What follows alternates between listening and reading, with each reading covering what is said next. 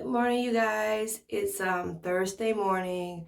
Wednesday is actually my midday checkup on my hair, but I got distracted, decided to do some other things. It's Thursday morning. I'm still good. Okay. So here's my hair. It did look a little bit better. I just kind of messed with the buns a little bit yesterday. All right, so I'm gonna check my hair. I'm gonna do this bun. And yesterday, I feel like it had some product on it because it's in twist, so it should still definitely have product on it. But I think I did see yesterday where there were some spots that kind of dried up and some spots that were still pretty oiled and moisturized. So that's why the midweek check is very important because you have to get those spots that didn't make it throughout the week. And you're going to get that sometimes. And if you look at it, my twists aren't big. And when I put my pre-poo, when I did the conditioner, deep condition, and then when I put the oil and cream on it afterward, I did it in these individual twists. So some spots just, you know, the moisture just fades away. So we're gonna look at this twist this morning to see if there's any spots on this one that can reflect what I just said. Okay.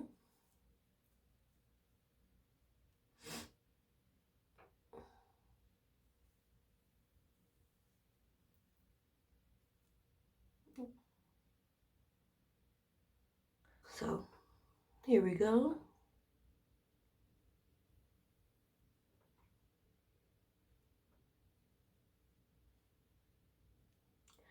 As you can see, like this is a dry piece naturally anyway. I feel like right here, there's not, it's a little dry spot. Of course, my roots are a little dry because they're out and not necessarily twisted up. So yeah, not too many dry spots on this one. But yeah, right here, it's a little dry. I'm not sure if you guys can see it. But I'm basically just looking at all the parts that don't have a shine to it. Like this part right here has a shine to it. So that one's okay. But then over here, this one did not have a shine to it. So that's dry. This, like I pointed out earlier, the root is a little dry. So you can kind of see a little bit of what I'm talking about, of why you need to do that midweek check. And this is all right, here's the other piece of that twist. Let me just move it out of the way. This piece out of the way. Here's the second piece of that twist. You see this one's obviously more shiny. Not that many dry spots or dry areas. Of course, like right here you can see, but that's like the root. That same piece on the back side. It's right here. Yep, that's the twist. So now I'm just gonna go in here and get my hair wet because our hair likes water. And lock method, liquid oil cream.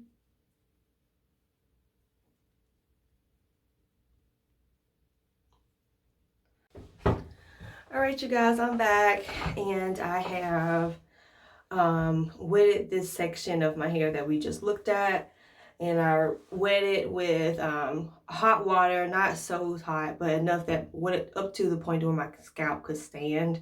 And I just didn't like pour it straight on there. I kept it moving because it's hot water and we don't want to do too much damage to our scalp.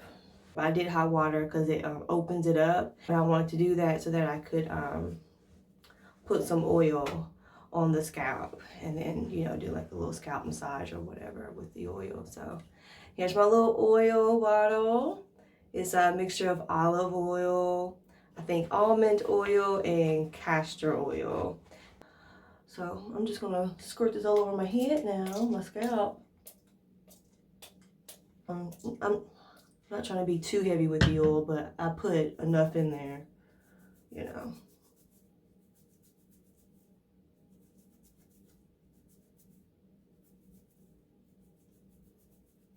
Now that I've done that, I'm just gonna take it piece by piece. I went to TJ Maxx and just to be shopping for something for my household, and I forgot they be having I forgot they have hair products there. And people have really been talking about this brand. Thank God it's natural. I've never had their product, so I was very pleased to see it in TJ Maxx, and it's only $9.99. And I thought that was pretty good because if you go somewhere else, it's gonna be like 13 or something like that. I assume because every time I go into Target or Walmart, there's always like very high price stuff. So it's about the cost of Shea Moisture at a Walmart. I think Shea Moisture may be like $10 at Walmart. This is also $10, but at TJ Maxx. This is called the Miracle, TJ Maxx sticker right there. This is called the Miracle Repair X Curl Food Daily Moisturizer. And I got this instead of leave-in conditioner because I feel like leave-in conditioner is like after you wash your hair. It's been 4 days since I washed my hair, so this is daily, so that's what I'm gonna use. So hair is wet, oil in my hands. Have to do it quick. It was running down. Put that down the strand. Loop it on the end. And then unravel. Again, since my twists are pretty neat, I don't have a problem unraveling it from the top. I get absolutely no breakage when I do that.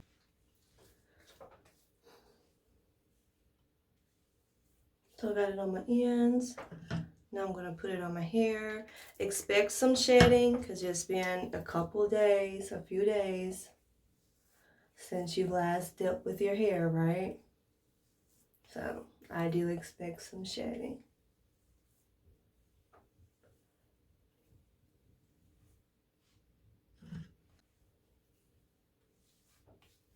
I'm not putting as much oil as I did like with the pre-poo, because I'm not finna put like a harsh cleaning agent on it. Ooh, I really like the creaminess of this. Thank God it's natural. Smells alright too.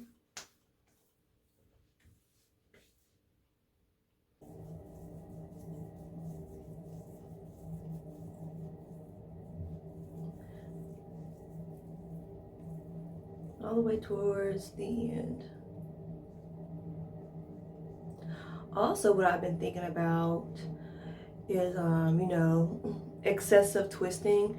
Am I twisting my hair too much?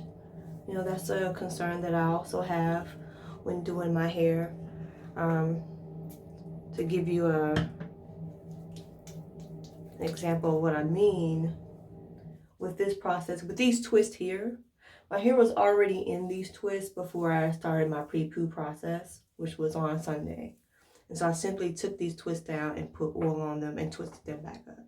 So I undid it, I twisted it back up. And then I washed them in the twist.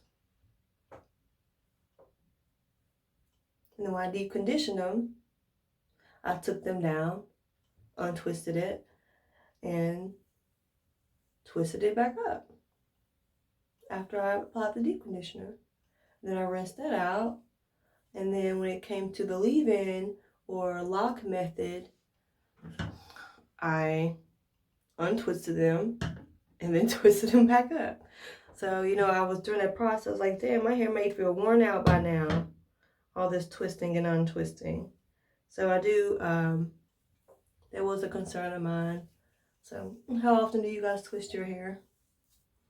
Or how do you wash it? The alternative would be to not do it while it's in twist. And I'm not sure I want that. Think about the detangling process then. I'm already don't use combs or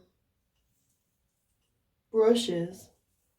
So that would be one of those situations where I feel like I would probably have to use one. And I'm not sure if I want to put myself in that situation to where I have to use a comb and a brush. So, IDK, you guys, let me know.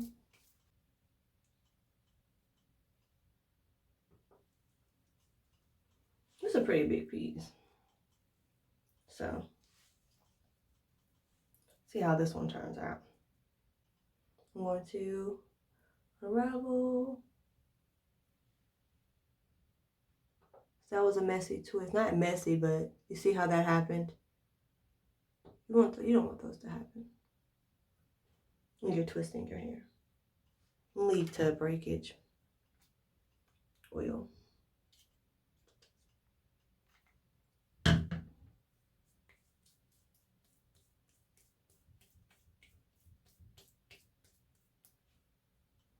I did this one like that because it's a bigger piece.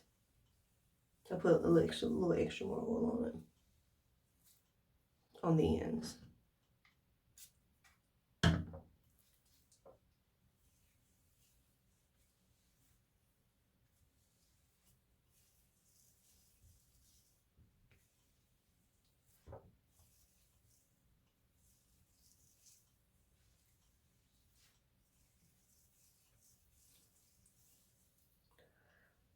That piece is pretty good.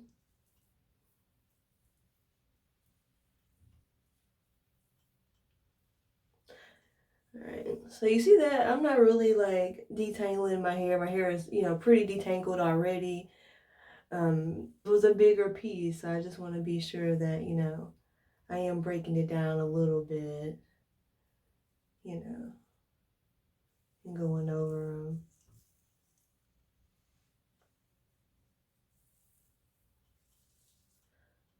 This good.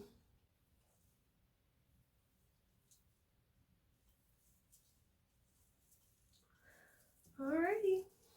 Twisty, twisty, twisty. See up.